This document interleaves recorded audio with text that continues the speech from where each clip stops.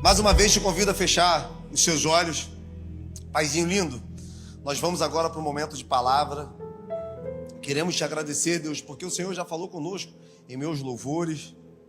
O Senhor já se manifestou através das orações. Já tivemos a oportunidade de agradecer, Pai, ao Senhor por tudo aquilo que o Senhor tem feito nas nossas vidas e também te pedir que o Senhor abra portas. Agora vamos mergulhar em um momento de palavra. E o que eu te peço, Pai, é que o Senhor venha falar aquilo que está no seu coração para a sua igreja. Eu me coloco como mensageiro, o Senhor é a mensagem. Eu te peço, Pai, que o Senhor venha fluir através de nós com seus rios de águas vivas. Que eu só fale aquilo que está nos seus lábios. Que eu só pense aquilo que está na sua mente. Que eu sinta aquilo que está no seu coração para esse tempo. E que juntos nós possamos ser edificados, abençoados, encorajados, exortados pela Tua palavra. Eu declaro em nome de Jesus mentes cativas ao Senhor. Corações como uma boa terra adubada, preparada para receber a semente dos céus. E eu oro em nome de Jesus. Amém, gente? Carinhosamente te convido a abrir a palavra do nosso Pai no livro de Atos, capítulo 3. Atos dos Apóstolos, capítulo 3. Nós leremos a partir do versículo 11. Está escrito assim: apegando-se ele a Pedro e a João, todo o povo correu assustado para junto deles, no pórtico chamado de Salomão. Ao perceber isso, Pedro se dirigiu ao povo, dizendo: Israelitas, por que vocês se maravilham com isso? Por que vocês olham para nós como se nós, pelo nosso próprio poder ou piedade, pudéssemos fazer esse homem andar? O Deus de Abraão, de Isaque e de Jacó, o Deus dos nossos pais, glorificou o seu servo Jesus. Aqueles que vocês traíram, negaram perante Pilatos, quando ele havia decidido soltá-lo. Vós, porém, negastes o santo e o justo, e pedisteis que vos concedesse um homem homicida. De sorte, vocês mataram o autor da vida, mas Deus o ressuscitou dentre os mortos. Nós somos testemunha disso. Pela fé, o nome de Jesus é esse mesmo nome que fortaleceu esse homem. E agora vocês podem ver e reconhecer. Sim, a fé em Jesus deu a esse homem saúde perfeita, na presença de todos vocês. Agora, irmãos, eu sei que o que vocês fizeram foi por ignorância. Também as vossas autoridades. Mas Deus assim cumpriu o que anunciara pela boca de todos os profetas, que Jesus Cristo havia de padecer. Arrependei-vos e convertei-vos para serem cancelados os vossos. Aleluia. Irmãos, essa é uma pequena parte da oração mais poderosa, ou da pregação mais poderosa que a terra já ouviu. No final dessa pregação, mais de 5.000 pessoas, elas vão ser alcançadas pela graça. Essa é a famosa pregação de Pedro, onde toda uma realidade foi transformada. Mas o que me chama a atenção é como um homem que há alguns dias atrás, temendo pela sua própria vida, buscando de todas as formas se proteger, sendo capaz até de virar as costas para aquele que deu uma nova vida para ele, agora, com tamanha ousadia, ele profere essas palavras. Hoje nós vamos falar sobre recomeço. Hoje nós vamos falar sobre uma nova oportunidade que a graça nos apresenta todos os dias. Todos os dias nós precisamos recomeçar em muitas áreas das nossas vidas. Quem sabe você entra nessa casa essa noite, ou você nos ouve da sua casa, olhando para aquilo que você está vivendo, e mesmo sabendo que você precisa recomeçar, você não encontra forças, você não encontra disposição, você não acredita que seja possível você viver e experimentar algo novo. Afinal, você olha para a sua vida e vê tantas marcas, tantas cicatrizes que lembram tudo aquilo que você viveu. Por isso recomeçar é tão desafiador. Porque no começo nós temos uma certeza, vai dar certo. Nós empenhamos toda a nossa força, dedicação, nós colocamos fé, nós oramos. Mas quantas são as coisas que mesmo a gente fazendo isso tudo, nós não conseguimos alcançar aquilo que nós esperávamos.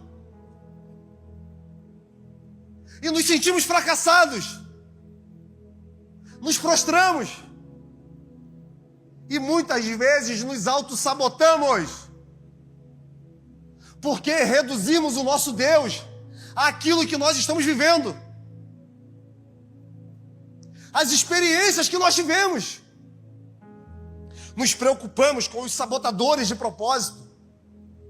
O que as pessoas vão pensar se eu recomeçar?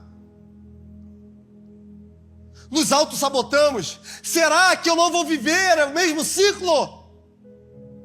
Será que eu não vou perder tempo? E muitas vezes até nos envergonhamos. Será que Deus ainda vai me perdoar? Nós pegamos Deus e colocamos dentro de uma caixa, onde a nossa mente determina quem Ele é e os projetos que Ele tem para nós. Porque nós pensamos, a partir de agora é impossível. Como se Deus se reduzisse a quem nós somos. Como se Deus tivesse os mesmos pensamentos que nós temos. Irmãos, Deus não tem problema com as nossas crises. Jesus não tem problema com a sua crise. E é por isso que agora Pedro está tendo a oportunidade de recomeçar. E é por isso que você tem a oportunidade de recomeçar em qualquer área da sua vida que hoje você olha, está destruída.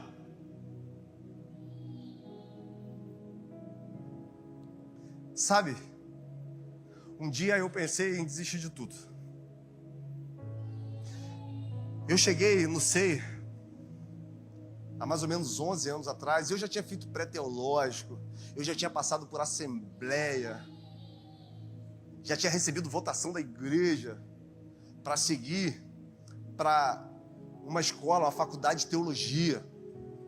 Só que eu vivi uma grande frustração.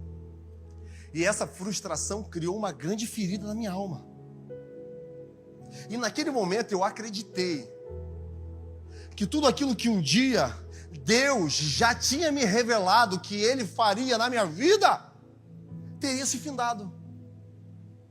E agora eu quero perguntar para você, é para você mesmo, o que Deus prometeu para você, que ainda não é real, mas no seu olhar é impossível de acontecer?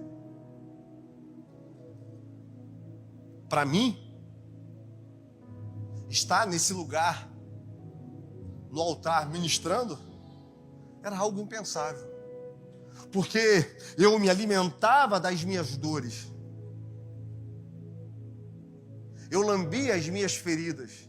E eu usava como muleta para, de alguma forma, eu me manter aprisionado no fracasso. Eu aceitava tudo aquilo que Satanás determinava a meu respeito. Porque todas as vezes que eu pensava em me aprofundar naquilo que Deus queria, vinha uma vozinha no meu ouvido: rapaz, de novo. Você vai se decepcionar de novo. Você vai abrir o seu coração e tentar de novo. Você não vai conseguir de novo. Imagina se eu acredito. Imagina se eu continuo preso a esse sentimento agarrado. Seria realmente impossível. Mas quando eu entendi que Jesus não tem problema com as minhas crises, porque Ele é onipotente, onipresente, onisciente, Ele já sabia de tudo aquilo que eu viveria, e mesmo assim Ele resolveu dispensar uma promessa sobre a minha vida. Eu percebi que tudo que eu precisava era me lançar novamente, sem me preocupar com o que eu passaria, com as dores que eu viveria. A minha parte é acreditar e me lançar. Mas, irmãos, acreditar no que Deus tem para nós é a mesma coisa que nós estarmos na beira de um precipício. E ao olhar para frente, você só vê aquele abismo sem fim. Um mundo de incertezas. E talvez tudo dizendo que não, que vai dar errado. Mas mesmo assim, abrir os braços e se lançar. Na certeza que aquele que prometeu é fiel para todas as vezes que as incertezas vierem sobre a sua vida, você tem que dizer para si mesmo: Deus está fazendo exatamente tudo aquilo que Ele prometeu. Deus está fazendo exatamente um caminho onde não existe possibilidade. Porque Ele não tem problema com as nossas crises. Jesus já ressurreto. Marcos capítulo 16. Irmãos, Jesus tinha ficado 3 dias como Jonas no ventre da terra. E quando Ele ressurge, Ele aparece para 3 mulheres, Maria, Maria Madalena e Salomé, e diz: olha, avisa os meus discípulos e a Pedro. Calma aí. Pedro não era um discípulo? Pedro não era alguém do círculo íntimo de Jesus? Só que, mesmo não estando com o corpo presente, Jesus sabia tudo aquilo que estava no coração de Pedro. Pedro carregava a dor da culpa de ter negado Jesus. Pedro carregava a frustração de, no momento que ele poderia fazer tudo aquilo que ele prometeu que faria por Jesus,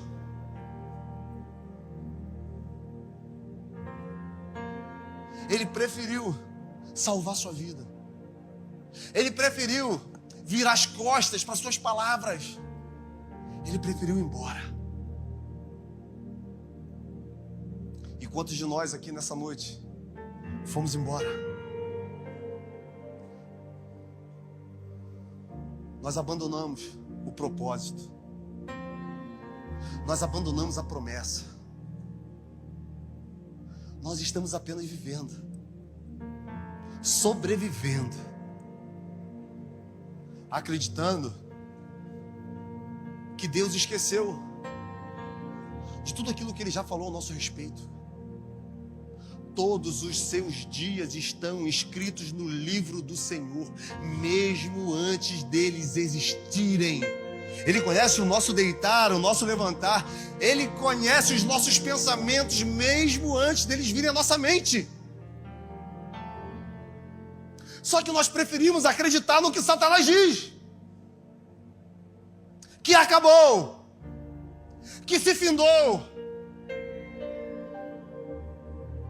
Como se nossa desistência tivesse pego Deus de surpresa.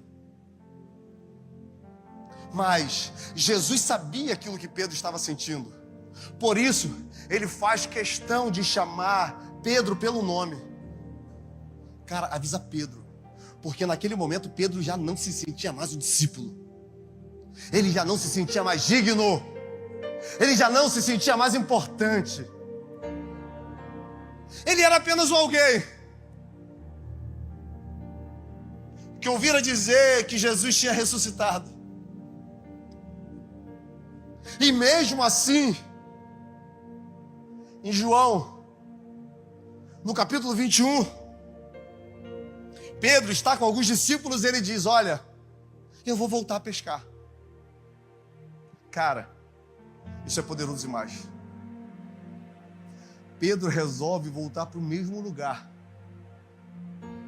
que Jesus encontrou ele pela primeira vez. Pedro abandonou tudo. E ele resolveu recomeçar sua vida. E para isso, ele voltou para aquilo que ele sabia fazer: pescar. A pergunta que eu te faço nessa noite: será que o lugar que você está hoje não é o mesmo lugar que você estava quando Jesus te encontrou pela primeira vez?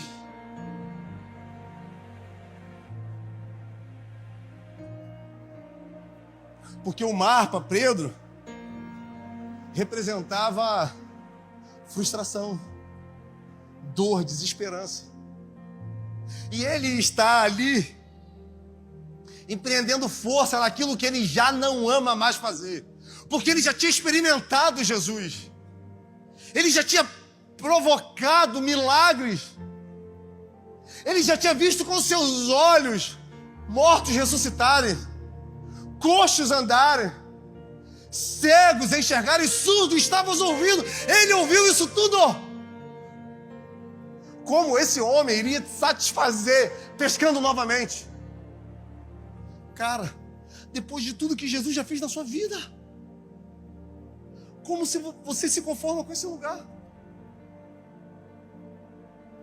Como você aceita isso para você? Olha tudo que ele já fez. Só que de repente, mesmo sem pegar nada a noite toda, mesmo cansado, frustrado, uma voz ecoa da margem do mar de Tiberíades: ei, vocês pegaram alguma coisa? E a resposta foi: e vem uma ordem: lancem a rede do outro. Deus manda te dizer: lança a rede do outro lado. Lança a rede do outro lado. Lança a rede do outro lado. Lança a rede do outro lado. E agora a rede está cheia de... E é nesse momento que Pedro e João trocam algumas palavras. E Pedro percebe que quem está na margem é Jesus Cristo. Irmãos, Jesus 100% Deus, com seu corpo glorificado. Jesus já tendo nas suas mãos a chave da morte e do inferno. Jesus já como o cordeiro digno de abrir os 7 selos do Apocalipse. Jesus já o rei prometido que iria reinar eternamente. Jesus, o leão da tribo de Judá. Esse Jesus, ele vai de encontro a homens feridos. Ele vai de encontro a homens machucados. Ele não leva em consideração as escolhas que aqueles homens fizeram. Cara, Esse amor é avassalador. Esse amor é violento demais para resistir. Pedro, quando percebe que é Jesus, ele se cinge das suas roupas e ele já não quer saber mais de nada, ele se lança no mar. Sabe por quê? O peixe não era importante para ele, era uma fuga. O que ele fazia era uma fuga. E quantos de nós nessa noite estamos fugindo?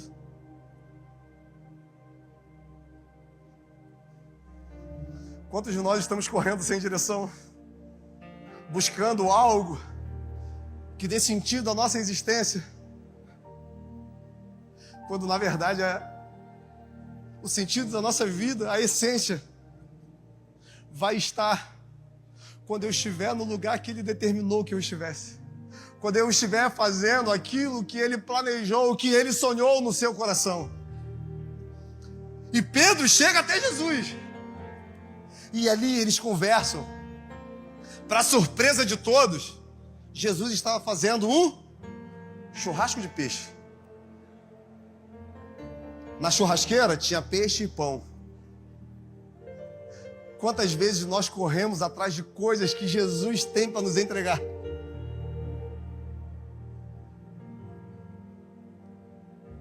E eles sentam e eles comem. Então Jesus chama Pedro. Pedrão, vem cá, vamos bater um particular. Ele deixa os outros discípulos e ele faz 3 perguntas a Pedro. Quantas vezes Pedro negou Jesus? A primeira pergunta é: Pedro, você me ama? Sim, Senhor, eu te amo. E nós poderíamos falar dos tipos de amor, ágape, filéu, só que nós não temos tempo. E ele faz a segunda pergunta, e a segunda pergunta é: Pedro, tu me amas? Sim, Senhor. E mais uma vez Jesus pergunta: Pedro, você me ama? E a palavra vai dizer que naquele momento o coração de Pedro se entristeceu. Ele não conseguia perceber, mas um bálsamo de cura estava sendo derramado sobre ele. E Jesus pergunta: você me ama mais do que os outros? E Pedro responde: você sabe que eu te amo, mestre. Então, Pedro, apacenta as minhas ovelhinhas. Volte para o propósito. Eu te chamei para ser um pescador de homens. Jesus não chama Pedro e pergunta: por que você me negou? Por que você me traiu? Por que você me abandonou? O único sentimento no coração de Jesus era que Pedro entendesse o tamanho do amor que ele sentia por Pedro.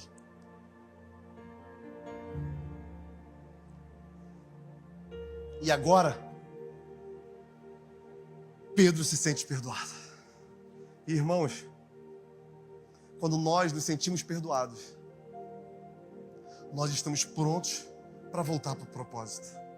Quando nós nos sentimos perdoados, não tem nada que Satanás possa falar que vai roubar de nós a certeza que ele nos ama. Quando nós nos sentimos perdoados, não tem nada que Satanás possa fazer que de alguma forma vai nos roubar de quem ele é. Quando nós nos sentimos perdoados, as nossas marcas, as nossas feridas se transformam em cicatrizes, e essas cicatrizes agora nos mostram o tamanho do amor dele por nossas vidas. E agora Pedro estava entendendo. Pedro estava pronto para voltar para um lugar. E esse lugar não é um lugar físico. Pedro estava pronto para voltar para um lugar espiritual. O centro da vontade de Deus. O propósito que Deus determinou sobre a sua vida. E ele volta. E o livro de João acaba. E começa Atos dos Apóstolos. E no capítulo 1, Jesus sobe aos céus. No capítulo 2, o Espírito Santo é dispensado. E no capítulo 3, Pedro e João estão indo ao templo para orar, na hora 9, 3 horas da tarde, quando de repente, um homem vira para eles e pede esmola. Nós precisamos falar desse homem. Um homem que está há 40 anos aprisionado. Esse homem era deixado ali todos os dias para pedir esmola. Ele era estigmatizado, considerado um pecador. Era alguém indigno, era alguém impuro, era alguém que ninguém tocava. E esse homem todos os dias olhava pessoas, fariseus, saduceus, sacerdotes indo em direção ao templo adorar a Deus. Mas o Deus dos pais deles. Eles não tinham entendido quem era Jesus. E quando ele está ali, e o templo era um lugar muito bom para receber esmolas. Por quê? Porque ali os religiosos gostavam de se amostrar. E aí eles davam ofertas de esmolas valiosas, legalistas, acreditando que aquilo que eles faziam era mais importante do que aquilo que eles se tornavam. Então eles tinham a capacidade de olhar para aquele homem, entregar um bocado de moedas, mas não tinham empatia, não tinham amor. Continuavam repugnando aquele homem. Mas a esmola era suficiente. Só que naquela noite, naquela tarde, algo mudaria a vida deles para sempre. Ele está lá, sentado. Pedro e João faz como quem vai de passagem. E aquele homem chama Pedro e João. A palavra vai dizer que Pedro olha dentro dos olhos dele. Aquele homem esperava receber esmola. Aquele homem não tinha expectativa de nada que não fosse isso. Mas naquele dia ele recebe algo muito poderoso. Algo que mudaria a vida dele para sempre. Porque Pedro vira e diz: olha, eu não tenho ouro, eu não tenho prata, mas o que eu tenho eu te dou. Levanta agora em nome de Jesus. E a palavra vai dizer que de repente o tornozelo daquele homem volta para o lugar. E ele dá um pulo, ele dá um grito.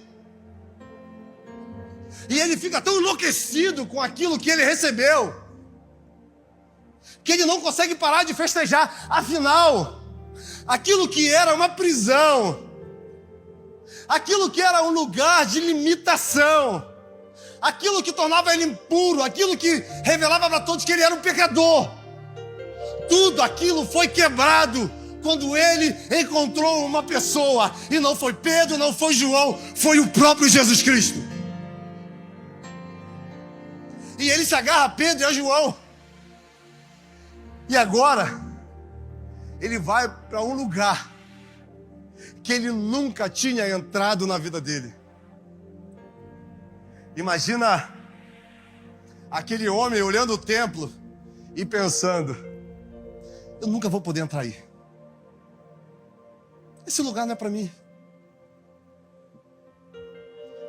Os religiosos vão lá, adoram Deus, se purificam da forma deles, mas existe um limite e eu não posso passar desse limite.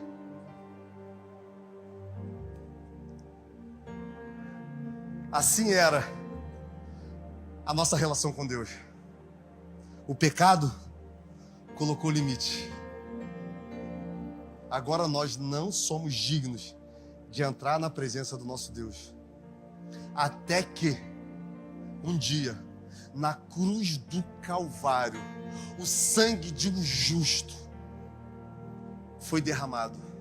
E agora o véu que separava, aquilo que trazia separação entre o homem e Deus, é quebrado. E aquele homem vai junto com Pedro e João para dentro do templo. E aí nós chegamos na parte que nós lemos, porque todo mundo conhecia ele. E as pessoas ficam assustadas. Afinal, é aquele coxo, é aquele paralítico, é aquele pecador, é aquele mundo. Agora ele está olhando, agora ele está aqui dentro, agora ele está andando, agora ele está limpo. É isso que Deus quer fazer com você. Curar as suas feridas, limpar as suas vestes, para que você tenha acesso à presença de Deus novamente. E o povo começa a olhar para Pedro e para João como se eles tivessem curado aquele homem com as suas próprias forças. Então Pedro começa dizendo: por que vocês olham para mim e para João como se nós, com o nosso poder, com a nossa bondade, tivéssemos feito isso? Cara, Pedro dá uma lição de humildade para muitos pastores que se acham portadores da presença de Deus. Para muitos homens e mulheres aí que se dizem homens e mulheres de Deus, que de alguma forma se beneficiam daquilo que Deus faz. No momento que todo mundo olhou para ele com admiração, no momento que todo mundo olhou para ele querendo entregar reconhecimento, ele falou: ei, eu não posso fazer nada disso. E isso só é possível porque Jesus Cristo, o santo e fiel, fez através de mim. Deus procura pessoas com esse coração, que entendam que são apenas um instrumento para aquilo que Deus quer fazer. Deus não quer o seu talento. Deus não quer as suas habilidades. Ele só quer que você se coloque como um canal. Eu já falei aqui muitas vezes, por mais que não pareça, eu sou muito tímido. E a primeira vez que eu apresentei um trabalho na escola, o professor pediu para eu sentar. E ele falou: cara, você não serve para isso. Você não serve para falar em público, você nunca vai falar em público. Ali, ele tentou colocar uma estaca e colocou. E hoje eu percebo que o que aquele professor falou era verdade. Que se eu andasse por mim mesmo, se eu falasse por mim mesmo, se eu achasse que alguma coisa vem de mim, seria impossível. Mas a partir do momento que eu entendi que o poder de Deus se aperfeiçoa na minha fraqueza, que Ele não precisa que eu saiba falar, Ele não precisa que eu saiba pregar, Ele só precisa que eu ame. Ele só precisa que eu gaste tempo na sua presença.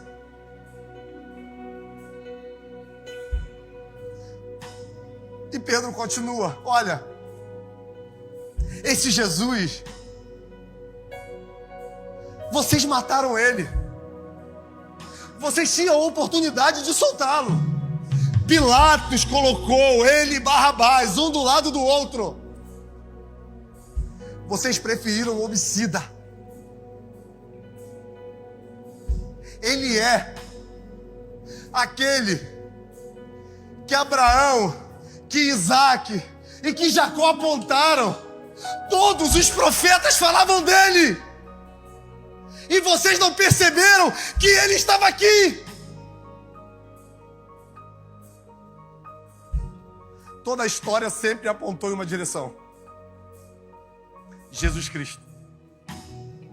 Nós podemos falar sobre Moisés. Cara, foi um libertador, um homem abençoado, mas está morto. Nós podemos falar sobre Davi. Foi um homem segundo o coração de Deus, mas está morto. Nós podemos falar sobre Abraão. Foi o pai da fé, mas está morto. Nós podemos falar sobre Isaac, o filho da promessa, mas está morto. Mas quando nós falamos de Jesus Cristo, nós temos a certeza que nesse momento Ele está sentado à direita do Deus Pai. Porque a morte não foi capaz de vencê-lo. E Pedro continua: Deus o ressuscitou. E agora Ele está à direita do Deus Pai. E agora Ele vira para o povo e diz: olha, eu sei que vocês fizeram isso com ignorância. Eu sei que vocês fizeram isso porque Deus já tinha determinado que Jesus ia ter que padecer. Mas eu quero dizer uma coisa para vocês. Vocês precisam se arrepender. Vocês precisam se converter. E olha que interessante, porque ele coloca duas palavras: arrependimento e conversão. O que é o arrependimento? É quando eu olho para mim e eu percebo aquilo que eu me tornei. É quando eu olho para mim e eu percebo que eu preciso desesperadamente de um Salvador. Eu preciso de alguém que me molde. Eu preciso de alguém que me direcione. Eu preciso de alguém que me salve de mim mesmo. Isso é arrependimento. É quando eu tenho um encontro com a graça. Só que eu não posso parar no arrependimento. E algumas pessoas param no arrependimento e ficam a vida toda se arrependendo, pedindo perdão, pecando, se arrependendo, pedindo perdão. É necessário que haja a conversão. E a conversão é uma mudança de estilo de vida. A conversão é uma metanoia. A conversão é quando eu entendo que agora que Cristo está em mim, as coisas velhas se passaram e tudo se fez. E tudo se fez novo. A conversão é quando eu entendo que tudo que eu vivi até agora não se compara com uma nova vida que eu vou ter na presença do meu Deus. A conversão é uma mudança de rota. E aqueles homens ficam assustados e os religiosos ficam alucinados. E a palavra vai dizer que eles buscam de alguma forma criar um caminho para matar os discípulos. Só que eles não podiam negar. Tinha um milagre ali na frente deles. Tinha alguém que há 40 anos estava aprisionado, mas agora anda. A multidão estava em êxtase. As pessoas estavam se arrependendo.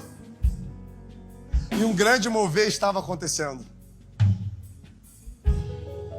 Tudo isso porque um homem resolveu acreditar que é possível recomeçar. A pergunta que eu te faço nessa noite: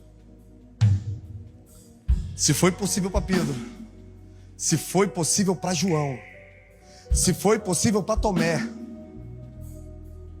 por que não é possível para você?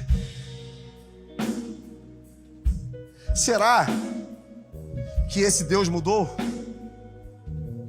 Será que esse Deus, ele trabalha de uma forma na vida de uns e de outros ele despreza? Por que não com você? E é muito normal a gente achar que não é possível, porque a nossa carne luta contra o espírito o tempo todo.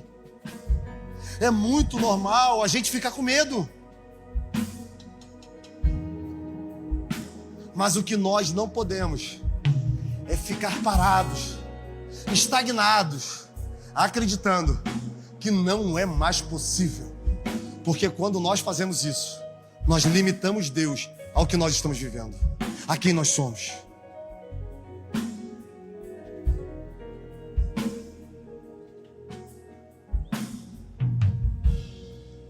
Sabe o que é mais incrível?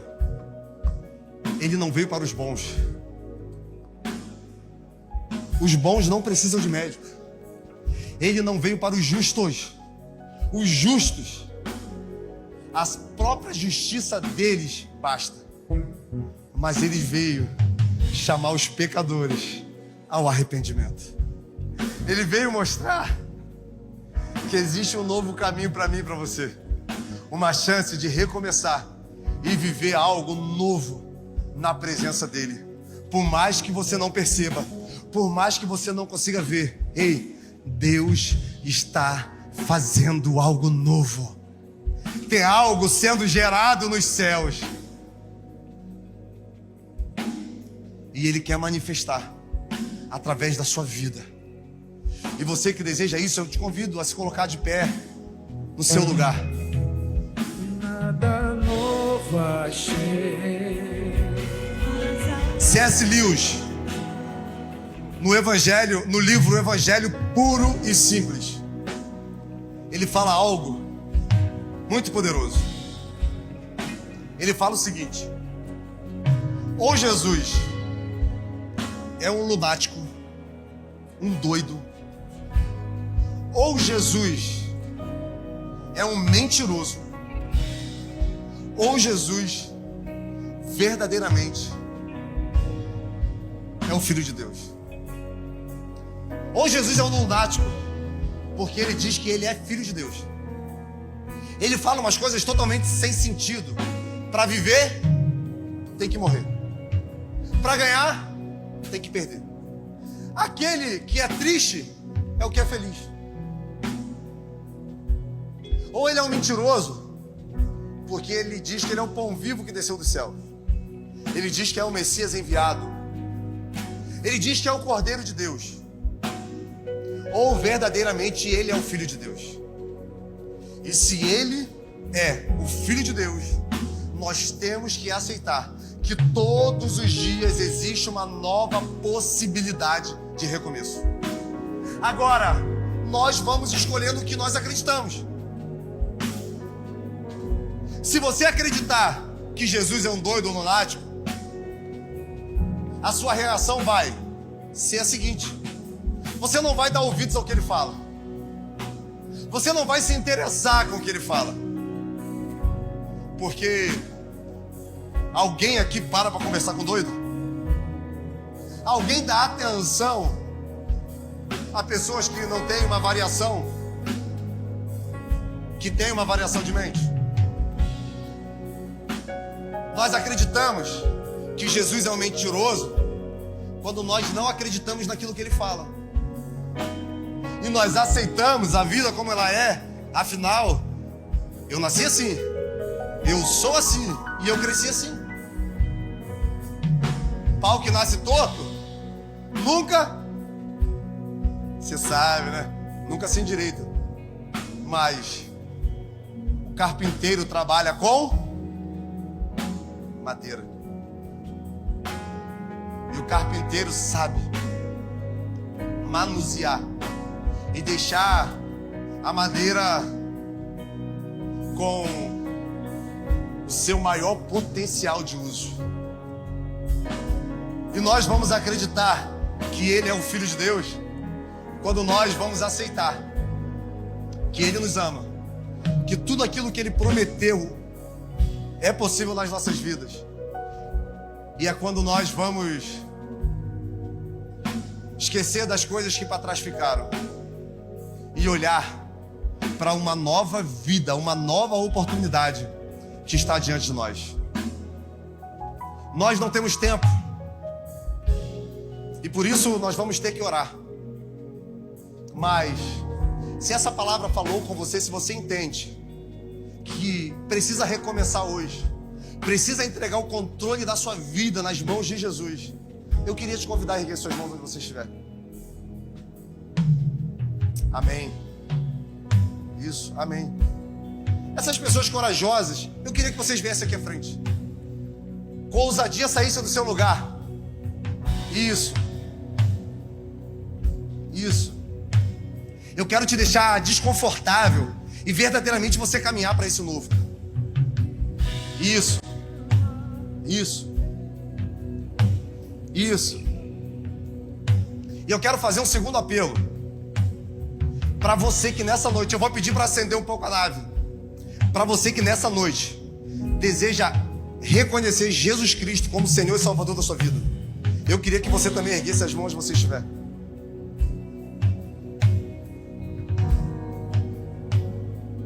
Irmão, chega para cá. Vem para cá, você que ergueu a mão, isso. Isso, vem para cá.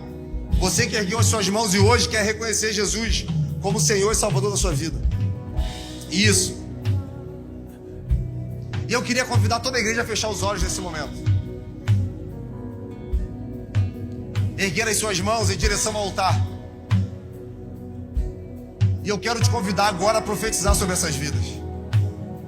E em nome de Jesus, Pai, nós queremos declarar a sua vida invadindo a vida desses homens e mulheres que estão aqui à frente nesse momento. Homens e mulheres que reconhecem, Pai, que precisam de um Salvador. Precisam de alguém, Pai, que segure nas suas mãos e levem eles para um novo momento. Ah, Pai, recomeçar é difícil. E Satanás fica tentando a todo momento dizer: não é possível, não vai dar. Você é isso que você está vivendo. Mas nessa noite nós queremos declarar em nome de Jesus uma porta de esperança se abrindo. Nós queremos declarar ministérios sendo restaurados, homens e mulheres novamente vivendo um propósito. Assim como o Senhor fez na vida de Pedro, de João, faça na vida desses homens e mulheres nessa noite, Pai. Ah, Deus, esse homem e mulher que resolveu se entregar ao Senhor, reconhecer Jesus Cristo como Senhor e Salvador, eu te peço, Pai, dê força nessa nova caminhada, Pai. Ajude a vencer os desafios que estão por vir. Porque de todas as formas, a nossa alma, Satanás, vai tentar nos dizer que não é possível. Vai tentar dizer que vai passar, que é só um sentimento inicial. Mas os que confiam no Senhor são como os montes de Sião, que não se abalam, mas permanecem para sempre. E eu quero declarar em nome de Jesus que esses homens e mulheres vão permanecer. Eles vão viver um novo. E assim como o Senhor fez na vida de Pedro, em breve nós estaremos ouvindo testemunhos daquilo que o Senhor vai fazer nessas vidas. E eu oro em nome de Jesus.